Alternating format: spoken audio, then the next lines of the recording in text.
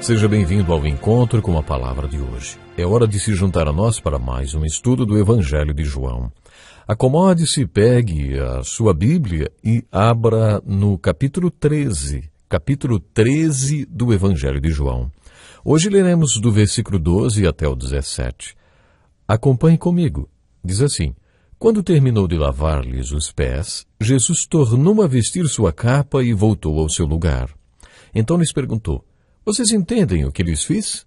Vocês me chamam mestre e senhor, e com razão, pois eu o sou. Pois bem, se eu, sendo senhor e mestre de vocês, lavei-lhes os pés, vocês também devem lavar os pés uns dos outros. Eu lhes dei o exemplo para que vocês façam como lhes fiz. Digo-lhes verdadeiramente que nenhum escravo é maior do que o seu senhor, como também nenhum mensageiro é maior do que aquele que o enviou. Agora que vocês sabem essas coisas, felizes serão se as praticarem.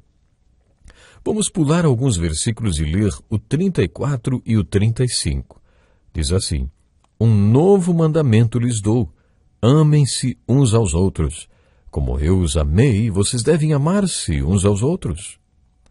Com isso todos saberão que vocês são meus discípulos se vocês se amarem uns aos outros. Foi assim que Jesus iniciou o sermão da última ceia, o seu sermão mais longo. Como já vimos quando iniciamos o estudo desse capítulo, na verdade, isso não foi um sermão no sentido literal da palavra, como tantos que Jesus fez. Foi mais uma conversa entre ele e os seus apóstolos e aconteceu no último retiro que Jesus promoveu. Como vocês devem se lembrar, o Sermão da Montanha ou do Monte também não foi um sermão. Foi um outro retiro. Foi o primeiro retiro. E este, o Sermão da Última Ceia, aconteceu durante o último retiro. Existem muitas perguntas pertinentes a este sermão, principalmente sobre o trecho do capítulo 13. O Sermão do Monte das Oliveiras, outro grande sermão de Jesus, é composto das respostas de Jesus às perguntas que seus apóstolos fizeram. Mas, voltando ao último retiro de Jesus, a última ceia foi o cenário para o encerramento do ministério de Jesus. No Evangelho de João, o ministério de Jesus se encerra no capítulo 12. Jesus se recolheu para um retiro com os 12 e depois foi preso e levado à cruz. Jesus iniciou o retiro com os 12, lavando-lhes os pés. Que jeito de iniciar esta reunião! Principalmente depois de tudo que eles conversaram no caminho, conforme lemos nos evangelhos. Eles foram discutindo sobre qual deles seria o maior no reino, sobre qual Jesus sempre falava. Parece que o melhor jeito que Jesus encontrou para encerrar essa discussão foi lavando os pés deles. E depois que Jesus terminou de lavar seus pés, perguntou: Vocês entendem o que lhes fiz? Como dissemos em nosso último estudo, essa pergunta foi respondida com o primeiro versículo desse capítulo, que diz assim, Tendo amado os seus que estavam no mundo, amou-os até o fim. Havia 3 anos que Jesus estava demonstrando amor por aqueles homens. E eles, eu tenho certeza, ficaram impressionados com o amor de Jesus por eles. E por isso o amavam, porque ele os tinha amado primeiro. Nesta ocasião, depois do ato simbólico de lavar os pés deles, Jesus disse algo que os chocou. Para dizer a verdade, essa não foi a primeira nem a única vez que eles ficaram chocados com alguma coisa que Jesus disse. Primeiro, Jesus disse que os deixaria, e parece que eles entenderam que isso significava a morte de Jesus, mesmo que não fosse absolutamente certo que aconteceria. É claro que eles ficaram chocados quando Jesus disse: Meus filhinhos, vou estar com vocês apenas mais um pouco. Vocês procurarão por mim, e como eu disse aos judeus, agora lhes digo, para onde eu vou, vocês não podem ir. É claro que eles ficaram chocados, porque Jesus iria deixá-los. Jesus também os chocou, dizendo que, como iria deixá-los, deixaria também um novo mandamento. O ato de lavar os pés dos discípulos foi uma ilustração desse novo mandamento. Jesus lhes perguntou: Vocês entendem o que lhes fiz? Nos versículos 34 e 35, Jesus anunciou o mandamento. Um novo mandamento lhes dou: amem-se uns aos outros. Como eu os amei, vocês devem amar-se uns aos outros. Com isso todos saberão que vocês são meus discípulos, se vocês se amarem uns aos outros. Lavando-lhes os pés, Jesus mostrou toda a extensão do seu amor e lhes disse: Pois bem, Se eu, sendo Senhor e Mestre de vocês, lavei-lhes os pés, vocês também devem lavar os pés uns dos outros.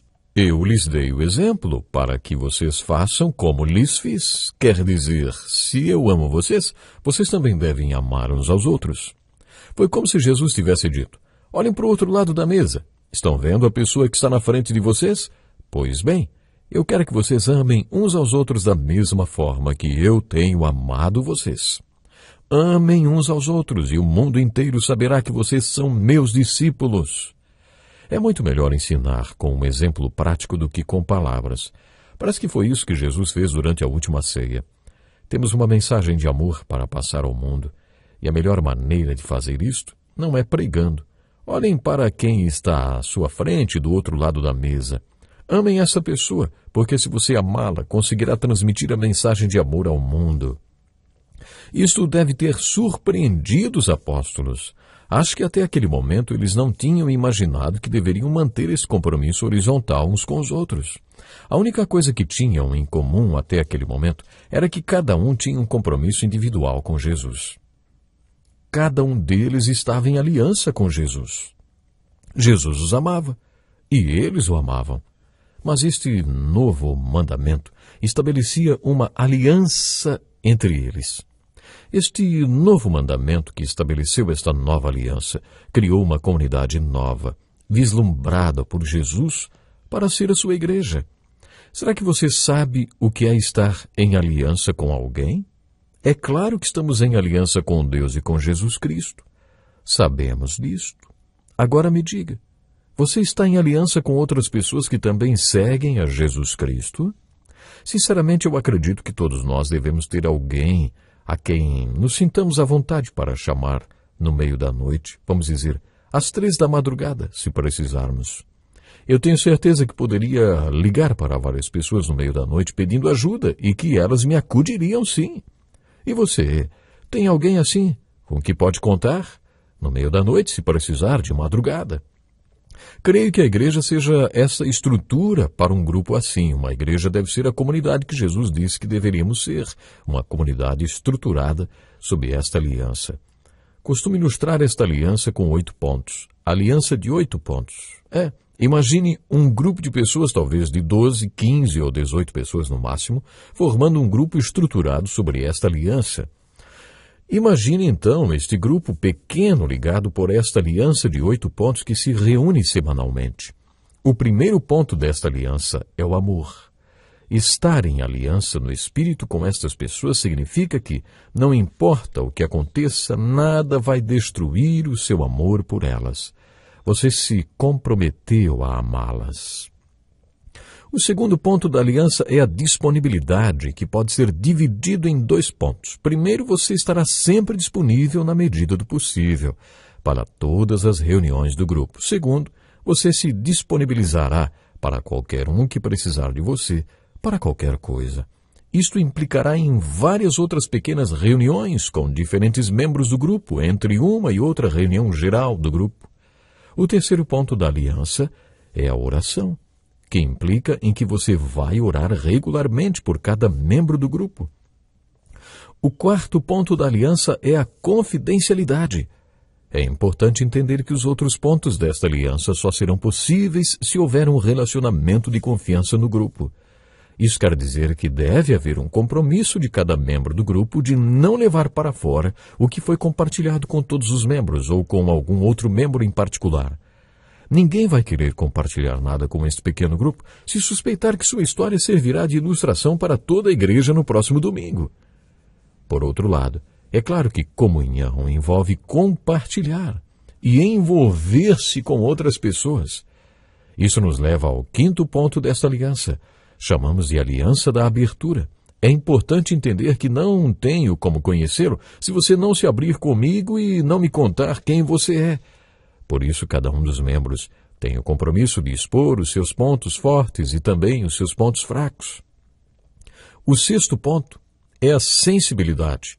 Pedir a Deus que me faça sensível às necessidades de cada membro do grupo. Eu mesmo vou me comprometer a ouvir o que as pessoas têm a dizer através de suas palavras e também de suas ações e atitudes. Às vezes, você precisa ler a linguagem corporal da pessoa, suas expressões faciais, seus gestos, o tom da sua voz. Com tudo isto, você pode dizer se a pessoa está deprimida ou se está se sentindo sobrecarregada. É importante estarmos sensíveis a tudo isto e não apenas ao que a pessoa diz. Esta sensibilidade poderá mostrar se uma pessoa está passando por um momento difícil ou não. O 7º ponto é o da honestidade na aliança. A franqueza é positiva e construtiva para o corpo. Eu vou deixar que Deus me use neste processo de crescimento, falando com honestidade, quando eu concordar e quando discordar do grupo ou de algum membro. O 8º ponto na aliança é a responsabilidade, que implica em reconhecer que Deus o colocou neste grupo para edificar o corpo de Cristo. Por isso, eventualmente, você vai precisar buscar a mente de Cristo através dos conselhos do grupo. Você vai aceitar captar os conselhos do grupo e se responsabilizar em reportar para eles o que você fez com os conselhos sábios que recebeu. Esta é a aliança de 8 pontos, sobre a qual vários grupos foram formados dentro do nosso pastorado. Uma aliança de amor, de disponibilidade mútua, de oração uns pelos outros, de confidencialidade, uma aliança de abertura, sensibilidade, honestidade e responsabilidade, considerando que cada um busca a sabedoria do grupo e depois dá conta sobre o que fez com os conselhos que recebeu. Creio que todo mundo tem necessidade de pertencer a um grupo desse tipo. Todo mundo precisa saber que não está sozinho no barco da vida. Eu sou um grande incentivador da participação em grupos como este. Creio que principalmente os homens precisam participar de um grupo como este. Aparentemente as mulheres têm mais facilidade do que os homens, talvez porque os homens sejam mais competitivos e por isso hesitem em se abrir e ficar vulneráveis. Por isso os homens precisam mais desse tipo de grupo do que as mulheres.